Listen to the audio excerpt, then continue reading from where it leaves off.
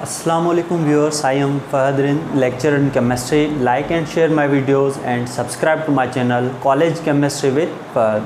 Today we discuss the most important topic that is the aliphatic hydrocarbons. Aliphatic hydrocarbons में जो word aliphatic है वो Greek language एलिफोस से लिया गया है, जिसका मकसद है फेट। कि स्टार्टिंग में फेट में से जो कंपाउंड्स साइंटिस्ट ने हासिल किए, उस तरह के कंपाउंड्स को उन्होंने नाम दे दिया एलिफेटिक। तो जो एलिफेटिक वर्ड है वो एलिफोस से लिया गया है, जिसका मकसद है फेट, जो कि ग्रीक लैंग्वेज का एक वर्ड है। हाइड्रोकार्बन्स का मकसद है ऐसे कंपाउंड्स जिनमें हाइड्रोजन और कार्बन के एटम्स हों, इनके अलावा कोई और एटम्स ना हों, और ये ऑर्गेनिक कंपाउंड्स हैं। एलिफेटिक में ओपन चेन एलिफेटिक हाइड्रोकार्बन्स होते हैं, दूसरे होते हैं साइक्लिक एलिफेटिक हाइड्रोकार्बन्स। यहाँ पे हम डिस्कस करेंगे ओपन चेन एलिफेटिक हाइड्रोकार्बन्स, जिनमें अल्केन, अल्कीन और अल्काइन फैमिलीज़ हैं। अल्केन को पैराफिन कहा जाता है, अल्कीन को ओलेफिन कहा जाता है और अल्काइंस को एसिटाइलिन फैमिली कहा जाता है।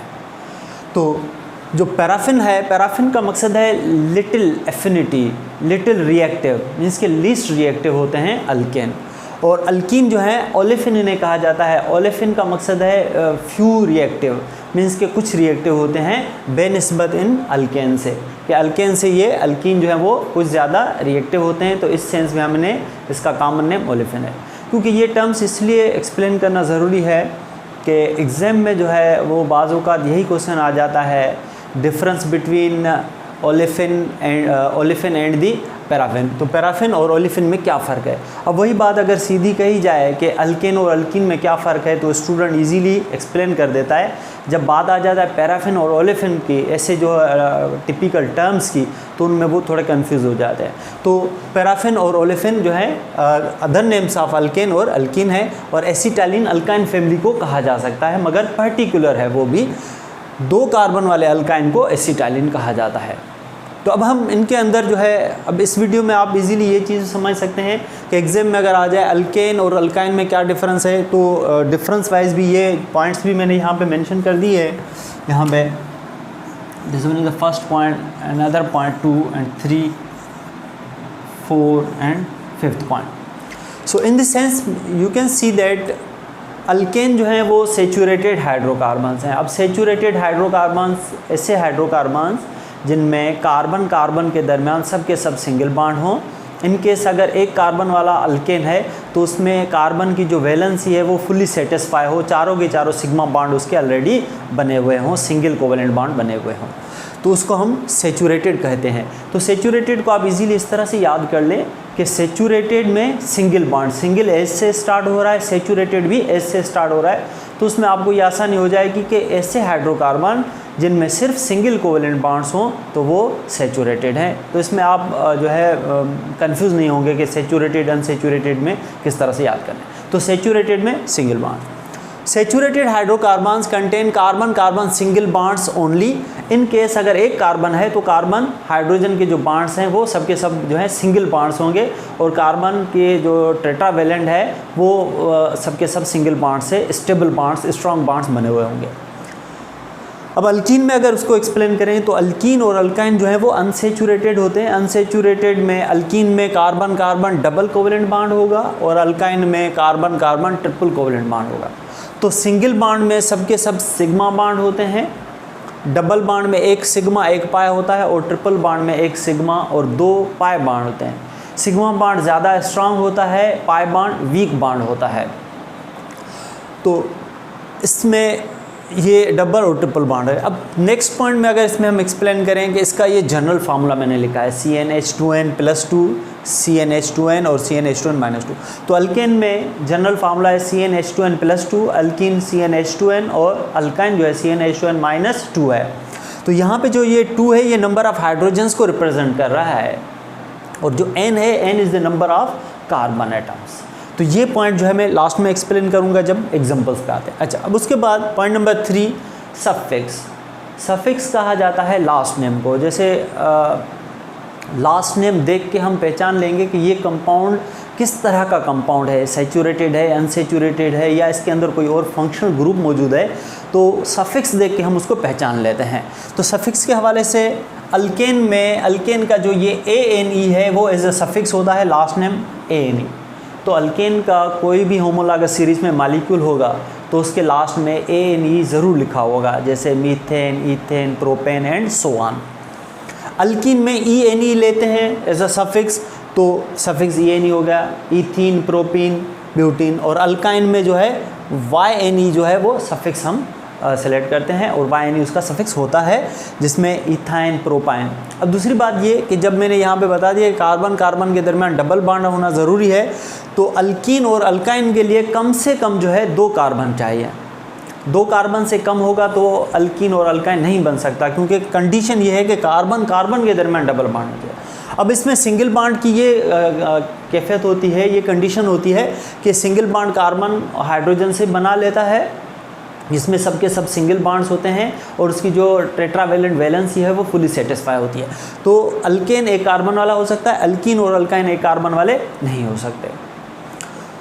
तो ये हो गया सफिक्स। सफिक्स के बाद रिएक्शंस के हवाले से अगर हम बात करें तो अल्केन जो है सब्स्टिट्यूशन रिएक्शंस देते हैं, अल्कीन और अल्काइन जो है वो एडिशन रिएक्शंस देते हैं। सब्स्टिट्यूशन रिएक्शंस जो होते हैं जिसमें मॉलिक्यूल का एक एटम रिप्लेस हो जाए दूसरे एटम से, जो रिप्लेस होने वाला प्रोसेस है सब्स्टिट्यूशन रिएक्शन कहलाता है। एडिशन में 2 मॉलिक्यूल्स कंबाइन होकर एक मॉलिक्यूल बना लेते हैं, ऐड हो जाते हैं, तो उसको हम एडिशन प्रोसेस कहते हैं, रिएक्शन कहते हैं। तो ऑर्गेनिक केमिस्ट्री में 4 तरह के जो रिएक्शन हैं वो ज़्यादा पॉपुलर हैं, इनमें सब्स्टिट्यूशन है, एडिशन है, एलिमिनेशन है और रीअरेंजमेंट है। जो शुरू वाले 3 हैं वो ज़्यादा इंपॉर्टेंट है, इस पर भी मैं इंशाल्लाह एक वीडियो जो है अपलोड कर रहा हूँ। अच्छा, इसके बाद इसके एग्जांपल्स पे आए तो ये जनरल फार्मूला क्लियर हो जाएगा। CH4 मीथेन इसे पढ़ते हैं, H2C डबल बॉन्ड CH2, तो 2 कार्बन और 4 हाइड्रोजन है, C2H4 है ये मॉलिक्यूल।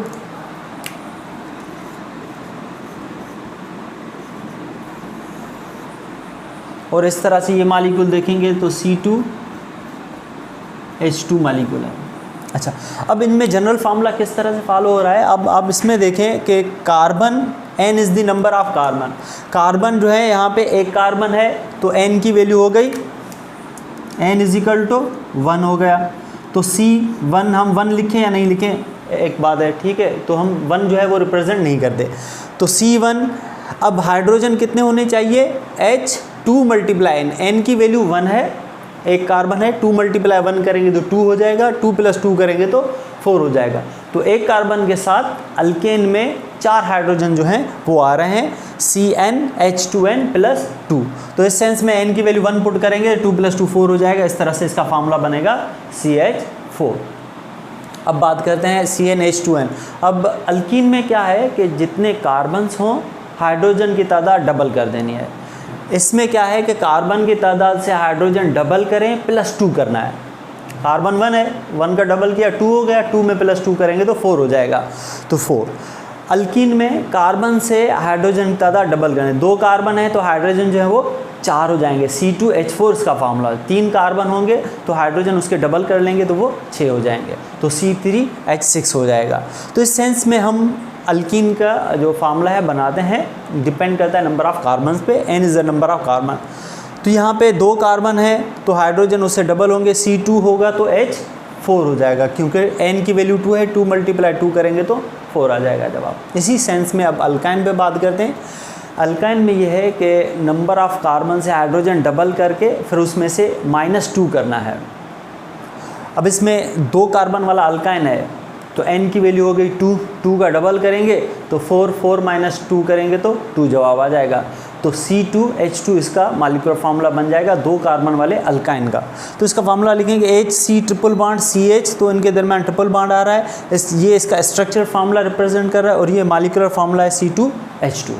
तो इस तरह से आपने देखा कि किस तरह से ये जो जनरल फार्मूला है वो इसको रिप्रेजेंट कर रहे हैं, जो मॉलिक्यूलर फार्मूला ड्रा करने में हमें हेल्प कर रहे हैं।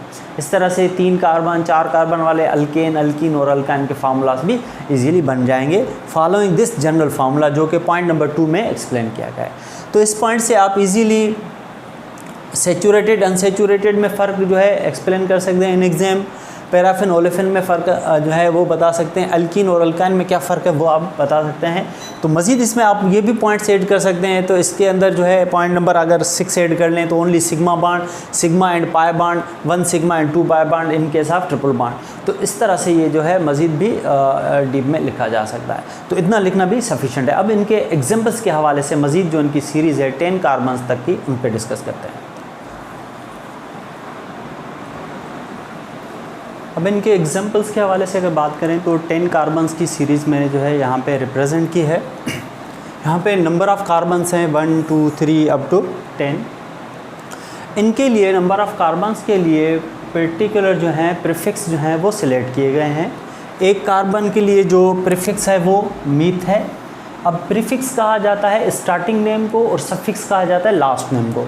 और ये अल्केन फैमिली का है तो इसके लास्ट में एन ही आ रहा है, तो मीथ एन।